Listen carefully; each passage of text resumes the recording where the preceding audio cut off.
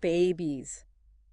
Bigots. Really. That's what we're taking a deep dive into today. We've got some scientific papers to look at. Okay. And an interview with Dr. Kang Lee. He's from the University of Toronto. Okay. He led this research, and it's Interesting stuff. it's wild, right? The studies are suggesting that babies as young as 6 months old can show signs of racial bias. Yeah, these studies really caught my eye, too. Yeah. Researchers used music Okay. to sort of bring out certain emotions in babies. Okay. And while that was happening, they showed the babies pictures of faces Okay. from different races. Okay. With happy music, 6-month-old babies looked longer at faces that were the same race as them.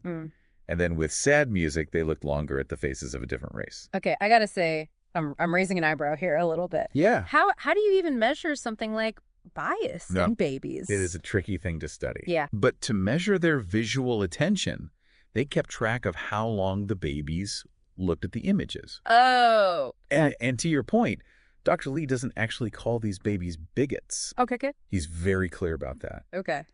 In fact, the research showed that babies who were 3 months old didn't show this bias at all. So that kind of throws a wrench in the idea that we're born with racial bias. So if it's not innate, where does it come from? I think I'd probably jump to the conclusion that it's, evolutionary, Right. hardwired. Yeah, it makes sense to think that. Yeah. But Dr. Lee actually suggests something else. Okay. He says it's about exposure. Okay. He thinks babies who are mostly around one race develop this bias Okay. because they aren't familiar with other races. Mm-hmm. And then that unfamiliarity can make them uneasy Okay. or even lead to some negative associations. So they're learned, not inborn. Exactly. That makes a lot more sense when you consider that the 3-month-olds didn't have any bias. But is there anything in the research itself that proves this idea of learned bias? There is. Okay. A second study Yeah. looked at how babies learn from adults Okay. of different races. Okay. And when the adults were always right or always wrong about something, Okay. the babies learned the same from both of them, Okay. regardless of race. Interesting. But when the adults were only right half the time, Okay. the babies preferred to learn from the adult who was the same race as them. Oh, so when they're not sure, they stick with what they know? Yeah. That really shows how much early experiences affect us. Right. Even when we're really little. And that's a big takeaway for everyone listening. Yeah. It shows just how much early exposure can shape our attitudes Yeah. and our biases as we grow up. It starts way sooner than we think. Definitely. Now, in the interviewer brought up something that I thought was interesting. Okay. They said maybe the government should get involved based on these findings. Oh, wow. They were worried this research would be used to justify, controlling how babies are raised. That's a valid concern. Yeah. People can definitely misinterpret scientific findings. Right. But Dr. Lee really pushed back on that idea. Okay. He said this research is not about government control. It's about showing how important parents and diverse experiences are. So instead of the government stepping in, Dr. Lee is saying we should give babies a more diverse world from the very beginning. Exactly. Okay. He even suggested things like Yeah. showing babies different faces and cultures through storybooks and stuff like that. That makes sense. Yeah, just broadening their horizons early on. But the interviewer wasn't really buying it. Hmm. They said this research would probably be used to justify government programs anyway, Wow. even though Dr. Lee said it shouldn't. What did Dr. Lee say to that? Well, he said he hopes that won't happen, Okay. but he kept going back to the main point of the study, Okay. that early experiences from parents are super important in shaping how a kid sees the world. It's about giving parents the tools to create an environment Yeah. where kids can be open-minded and accepting. It's interesting that he talked about introducing different cultures and languages. Yeah. It really shows how important exposure and familiarity are Right. for fighting bias, even in babies. Absolutely. But this interview brings up some bigger questions, too. Like what? Well, if something as simple as exposure Yeah. can have such a big impact on a baby's developing mind, Right. what does that mean for our own experiences? And what does it mean for us as adults? That's a great question. It makes you think, right? It does. If exposure is that crucial even when we're babies, Yeah. how much do our childhood experiences continue to shape how we see things throughout our lives? Kind of scary when you think about it. It is a bit, yeah. Back again with our deep dive into babies and bias. It's okay. And we've been talking about this research from Dr. Kang Lee. That suggests that babies can show signs of racial bias as early as 6 months old. It's really something, isn't it? Yeah, it's a lot to process. Yeah. One of the things that really gets me thinking about this research is Mm-hmm. that it goes way beyond just babies. Oh, okay. It's really about Yeah. how all our brains work, Okay. how we form our perceptions, Okay. how those perceptions maybe shape our actions even later in life. So this could be like a window into how humans interact socially. Yeah. And what's cool is Yeah. it challenges that idea Yeah. that we're born with fixed ideas about race Okay. or other social categories. Right. Instead, it says those ideas are built over time Mm. and they're influenced by our experiences in our environment. That's pretty fascinating. Yeah. But also a little concerning. Right. It means any of us could develop biases even if we don't want to. That's true. Yeah. But there's a bright side, too. Okay. If we learn these biases, we can unlearn them, too. Okay. The more we get how our brains work, Yeah. the better we can challenge our own biases Right. and try to make the world a fairer place. So what can we do, like practically, Mm. to encourage people to be more inclusive? Well, Dr. Lee says it's really important to expose kids to diversity early on. Oh, so like how? Well, it could be things like Yeah. letting them experience books and music and art from different cultures, Okay. or creating chances for them to hang out with people from different backgrounds. So it's about showing them a bigger picture of the world? Exactly. Okay. And it's also about challenging those hidden biases Yeah. that can lead to prejudice and discrimination. And this isn't just for kids, right? Adults need to do this too. You got it. Yeah. We're all responsible for looking at our own biases Yeah. and working to break them down. It sounds like a lot of work. It is, Yeah. but it's important work. Yeah, absolutely. It's about realizing that to make a fairer world, Yeah.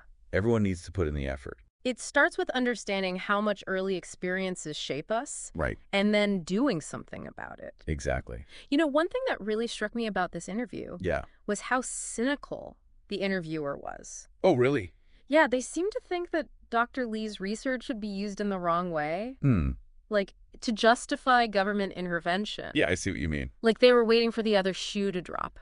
It's definitely something to think about. Yeah. How research can be twisted Right. to fit certain agendas. Yeah. We all need to be careful about the information we come across. Right. And question what we're told. Yeah. And really think about the consequences of any research. So it's not just about the science itself. Yeah. It's about how people use it. Exactly. That brings us back to what we as individuals can do Right. to create a more inclusive and fair society. Yeah. It feels so huge, I know what you mean. Where do you even start? It can feel overwhelming Yeah. when you look at the big picture. Yeah. That Exactly. even little things can make a difference. Like what?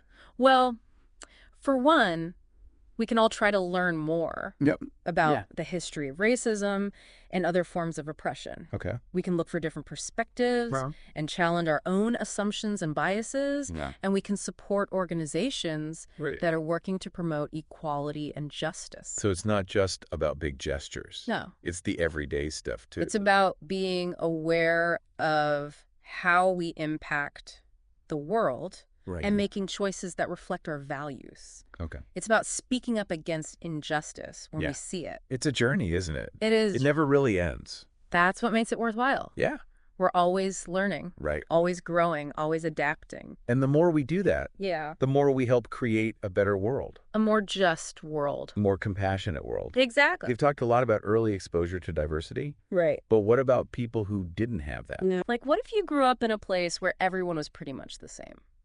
Yeah, that's a good question. Is it too late to unlearn those biases? That's something a lot of people worry about. Yeah. But the good news is, Yeah.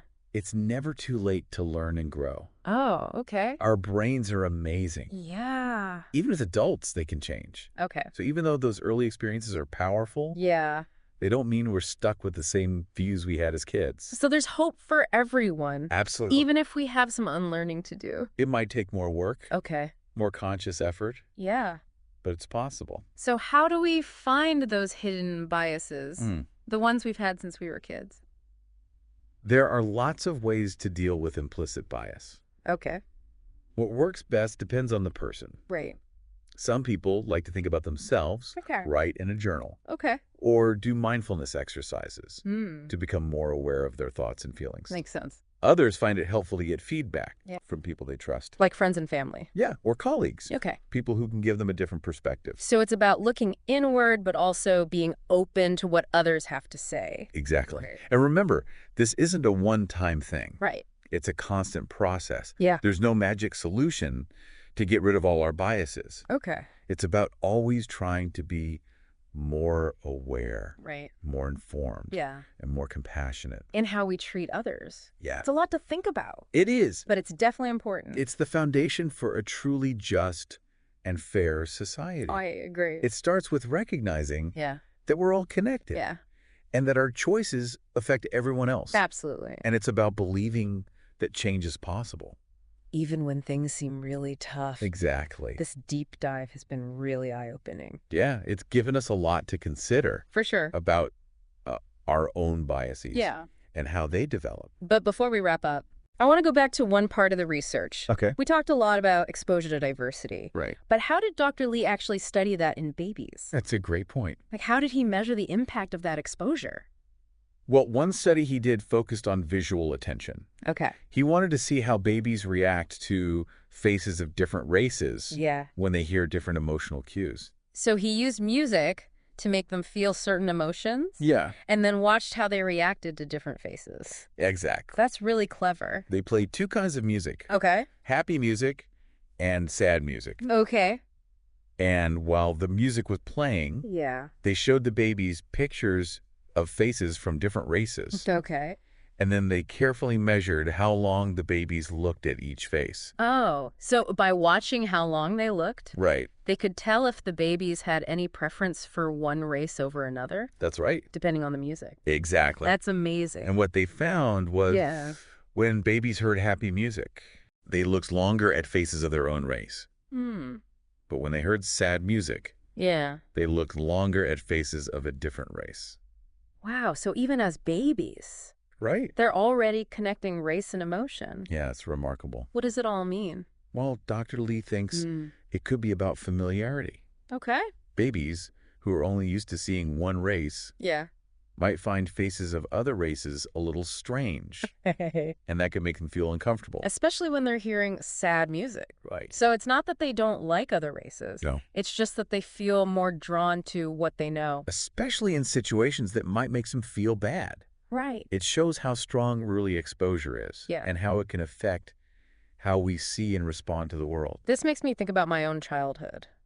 I grew up around a lot of different people, so I was exposed to different races and cultures from a really young age. That's great. I wonder if that has shaped my own biases in ways I don't even realize. It's definitely something to consider. Yeah. We all carry those early experiences with us, Right. and they can have a lasting effect on how we interact with others. If early exposure is so important, Yeah. what can parents and caregivers do to make sure kids see diversity? That's a question a lot of parents are asking these days. Yeah. One simple thing they can do is expose their kids to diverse books, movies, and TV shows. Okay. Representation is important. Yeah. When kids see people who look like them Yeah. and people who don't look like them Right. represented in positive ways, Okay. it helps them understand the world better Okay. and challenge stereotypes. So it's about making sure they see a wide range of experiences, Exactly. not just what's familiar to them. Right. And it's not just media, right? It's about interacting with people, too. Yeah, like enrolling them in diverse schools or childcare or taking them to community events Right? or even just making an effort to talk to people from different cultures. It's about making diversity normal, Yeah. not something unusual Right. when kids grow up around diversity. Yeah. It just becomes part of their world. Right. And they're less likely to develop biases. Based on race, ethnicity, or anything else. It all makes sense. Yeah. But if these biases are so ingrained from childhood, how do they show up in our adult lives? That's a question we'll look at more closely when we come back. Okay. We'll talk about how these early biases can shape our perceptions, Okay. influence our choices, Right. and even affect our relationships throughout our lives. And we're back, wrapping up our deep dive on babies and bias today.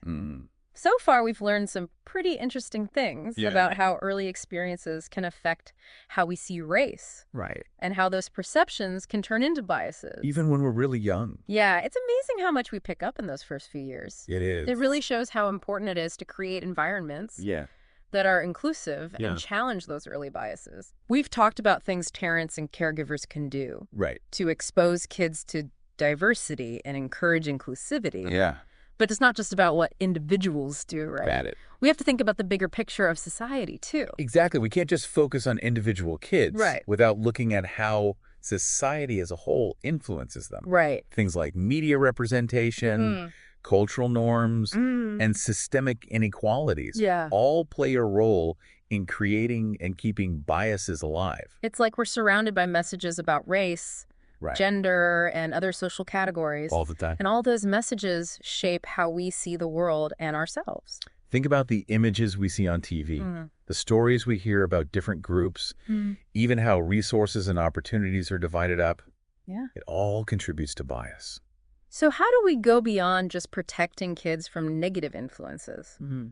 How do we actually build a society that's fair for everyone? That's the big question. Yeah. It starts with awareness. We need to understand the history of systemic inequality, how it still affects us today. Right. And we need to listen to the people who have been marginalized. So we need to be critical of the messages we get. Right. Be open to challenging what we think we know. Yeah. And learn about the realities of systemic bias. We have to realize that bias isn't just a personal thing. Exactly. It's built into our institutions and policies. Right. And to get rid of those systems of oppression, Yeah. we need to work together. Collective action is key. We can all play a part. Right. Absolutely. We can support organizations fighting for equity and justice. Yes. And we can push for policies that promote fairness and equality. You're everyone. And we need to hold each other accountable. Right. Remember that we're all connected. We are. And our choices affect everyone. It's a ripple effect. This research from Dr. Lee really makes you think. It does. It's kind of scary, Yeah. but also hopeful. It is, in a way. It's scary because it shows how deep bias can be. Right. From when we're babies to when we're adults. But it's also hopeful because it shows we're not just stuck this way. Yeah, we're not just wired for bias. If something as simple as seeing diversity can change those biases in babies, Right. imagine what we can do as adults. We have so much potential to learn, grow, and change. And it all starts with being aware. That's the first step. That's a great point to end on. Yeah. Challenging bias is a journey. It's a process. It takes effort, but it's worth it. Every step we take toward understanding each other better Yeah, brings us closer to a world that's more just and fair. I agree. Well said. Thanks. I think this deep dive has given everyone a lot to think about, I hope so. both about our own biases and the bigger picture of how they develop. It's complex stuff. But hey, thanks for joining us for this deep dive into babies and bias. It's been great talking about this with you. Until next time, keep learning, keep questioning, and keep working to make the world a better place. Couldn't have said it better myself.